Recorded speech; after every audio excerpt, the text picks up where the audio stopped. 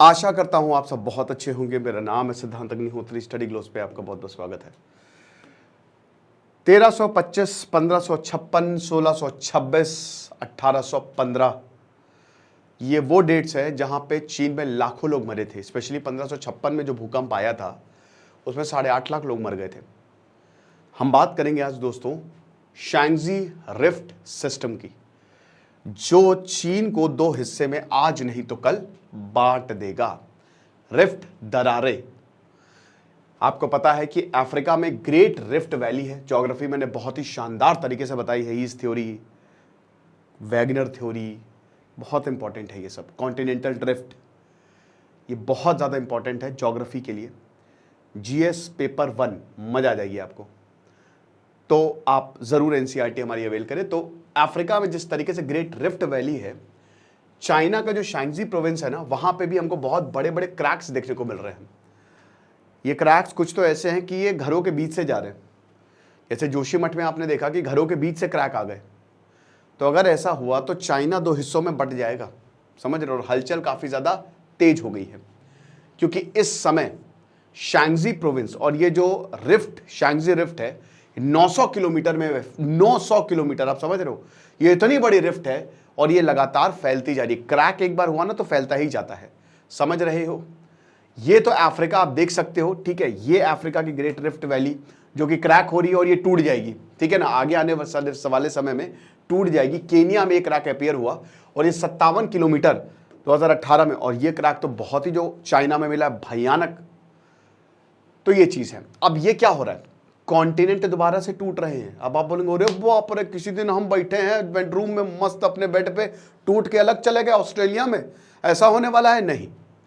लेकिन धीमे धीमे ऐसा हो जाएगा। आज से 2.5 करोड़ साल बाद, 250 मिलियन ईयर्स फ्रॉम नाउ, सारे कॉन्टिनेंट एक हो जाएंगे। क्या बात है, क्या बात है, वाह।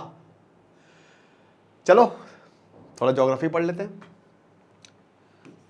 पैंजिया नाम सुना है इसका। ये एक सुपर कॉन्टिनेंट हुआ करता था, समझ रहे हो। ये एक सुपर कॉन्टिनेंट था। वैगनर ने, आल्फ्रेड वैगनर ने, जर्मन जियोलॉजिस्ट, उन्होंने इसको बताया और टूटा। फिर उसके बाद पूरी दुनिया टूटी। तो पहले जमीनें, मतलब ये कॉन्टिनेंट एक था। आपको पता है कि हमारा जो धरती का 70% जो पूरा एरिया वो वाटर से कवर्ड है। तो पहले सब कुछ एक दूसरे से जुड़ा हुआ था, सुपर कॉन्टिनेंट जिसको बोलते थे। धीमे धीमे, क्योंकि देखिए हमारे धरती के अंदर क्या है, कोर है जो लगातार घूम रहा है, ठीक है। उसके ऊपर मैंटल है और क्रस्ट है जिस पे हम आते हैं। वो कोर की वजह से ग्रेविटी और डिफरेंट तरीके की फोर्सेज जो है वो एक्ट करती हैं, जिसकी वजह से टेक्टोनिक प्लेट्स हैं वो आपस में दूर जाती है, पास आती हैं, और दरारें भी करवाती हैं इन्हीं क्रस्ट की वजह से, इन्हीं फोर्सेस की वजह से, ठीक है ना। जहां पे इसका असर ज्यादा होगा वहां पे क्रैक्स आपको ज्यादा देखने को मिलेंगे। तो सुपर कॉन्टिनेंट पैंजिया पहले हुआ करता था, ठीक है ना।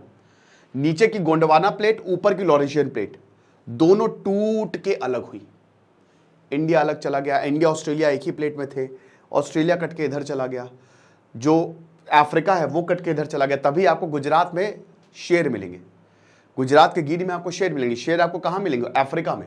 गुजरात में कैसे आ गए, कभी सोचा है। क्योंकि ये वाला हिस्सा ना कट के अलग चला गया, तो बाकी शेर के रिश्तेदार, अरे कहां जा रहे हो, रुको रुको रुको, बिछड़ गए एक दूसरे से, समझ रहे हो।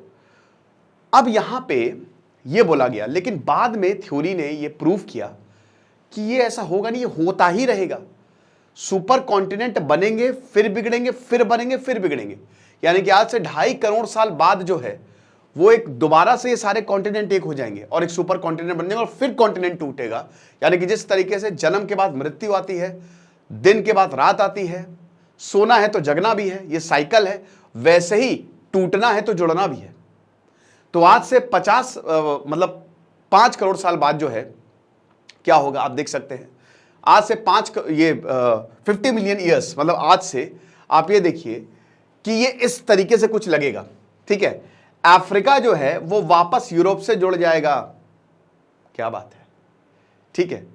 अफ्रीका वापस यूरोप से जुड़ेगा इस तरीके से कुछ। मैंने 2.5 करोड़ बोल दिया था, 25 करोड़ होगा, सॉरी 250 मिलियन, क्योंकि 10 मिलियन इक्वल टू 1 करोड़ और 50 मिलियन इक्वल टू 5 करोड़, ठीक है। तो 250 मिलियन इक्वल टू 25 करोड़ साल बाद होगा, 2.5 करोड़ साल बाद नहीं होगा, ठीक है।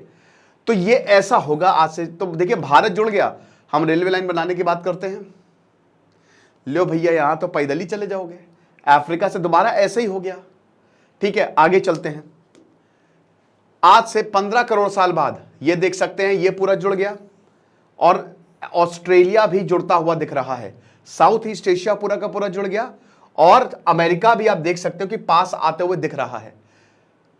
पता कैसे चला? पजल है ना ये। जब जो हिस्सों को जोड़ के देखा तब देखा अरे बाप रे ये तो बिल्कुल सही है। फिर उसके बाद जो ऑर्गेनिक कंपाउंड्स हैं उनको, मतलब जो ऑर्गेनिक चीज उनको मिला के देखा, एकदम सेम चीज है। बहुत इसमें रिगोरस रिसर्च हुई है और 25 करोड़ साल बाद ये कुछ इस तरीके का दिखेगा, सारे कॉन्टिनेंट जो है वो एक हो जाएंगे, समझ रहे हो? तो ये ऐसे होगा कुछ। अब इसमें शांग्जी रिफ्ट सिस्टम की बात करते हैं, तो ये कहां पे है? ये चाइना में लोकेटेड है और बहुत बड़ा है ये, ठीक है ना।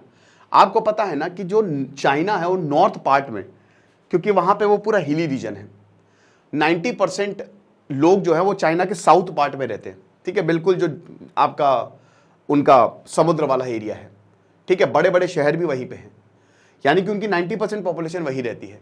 जो नॉर्थ वाले पहाड़ियां हैं, जियांगजी की पहाड़ियां हैं, तो बेसिकली वो बैरन है। 90% एरिया चाइना का वो है, बट वहां पे खाली 10% लोग रहते हैं। वहां पे ही आपको ये रिफ्ट देखने को मिलेगा, ठीक है ना। तो नॉर्थ चाइना क्रेटॉन, और ये बहुत बड़ा कॉन्टिनेंटल क्रस्ट है जो कि नॉर्दर्न चाइना में लोकेटेड है, ठीक है। नॉर्थ चाइना क्रेटॉन, इसका काफी कॉम्प्लेक्स जियोलॉजिकल हिस्ट्री है और इसका सिग्निफिकेंट फीचर जो है वो शांग्जी रिफ्ट है, जो कि काफी लंबा है अगर हम बात करते हैं, ठीक है ना। तो ये जो शांग्जी दरार है, शांग्जी की दरार काफी लंबी है, ठीक है। रिफ्ट सिस्टम क्या होता है भाई? देखो जैसा कि हमने बताया कि जो अर्थ क्रस्ट है दूर जाती है, टेक्टोनिक प्लेट से पास आती है इस, और वो नीचे की फोर्सेस से हो रहा है और इसकी वजह से ये बड़ी बड़ी दरारें जो है वो बनती हैं, ठीक है। दरारें पड़ जाती हैं और एक टाइम पे ये सेपरेट हो जाता है पूरा का पूरा, ओके। अब शांग्जी रिफ्ट सिस्टम ने काफी ज्यादा टेक्टोनिक एक्टिविटी देखी, भयानक, जिसकी वजह से रिफ्ट बेसिन, अब याद रखिएगा कि जब भी ऐसी टेक्टोनिक एक्टिविटी, प्लेट्स दूर जाएंगी पास आएंगी, अगर ऐसा देखने को मिलता है, अगर दूर गई गड्ढा हो जाएगा, वॉल्केनो निकलेगा, नई क्रस्ट बना देगा, पास आई एक प्लेट सबडक्ट हो जाएगी, पहाड़ बन जाएंगे, हिमालय ऐसे ही बना है, ठीक है ना। तो इसकी वजह से रिफ्ट बेसिन बने, फॉल्ट्स यानी कि बहुत बड़ी बड़ी दरारें, वॉल्केनिक एक्टिविटी हुई, राइट, ये चीज है। सेडिमेंट्री रॉक्स आपको पता है, चलो पूरी ज्योग्राफी रिवाइज कर लो। सबसे इंपॉर्टेंट कौन सी आपकी इग्नियस रॉक होती है, जो कि सबसे इंपॉर्टेंट, सबसे शुरुआत में जो वॉल्केनो से निकलती है।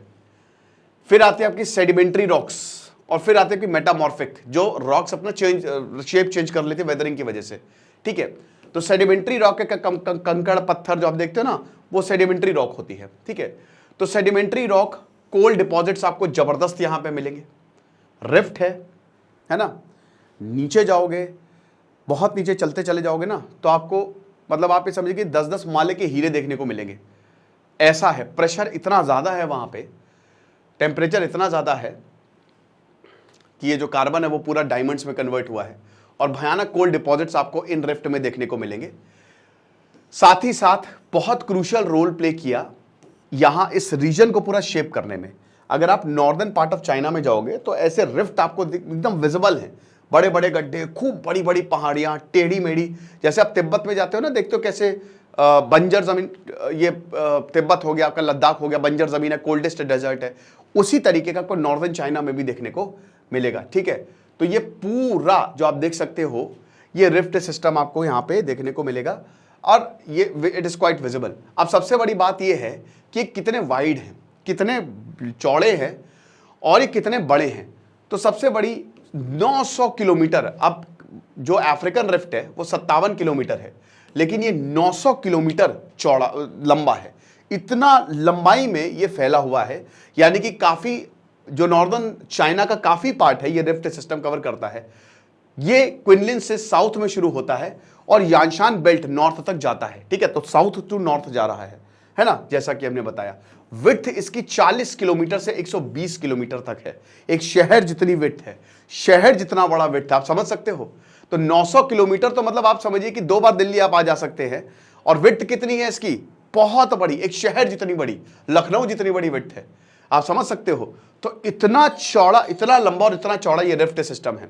इन क्रैक्स की वजह से बहुत बड़े बड़े बेसिन्स, आपको पता है कि भाई अगर ये क्रैक्स होंगे तो गड्ढे बनेंगे, तो गड्ढे बने हैं। वाईए बेसिंग हो गया, शेवेंजिया बेसिंग हो गया, यंगचन बेसिंग हो गया, लिनफिन बेसिंग हो गया, ताइवान बेसिंग हो गया, जैंडिंग बेसिंग हो गया, दतोंग बेसिंग हो गया, ये सब जो है यहाँ पे बने हैं। और इसी वजह से बहुत सारे अर्थक्वेक्स आते रहते हैं।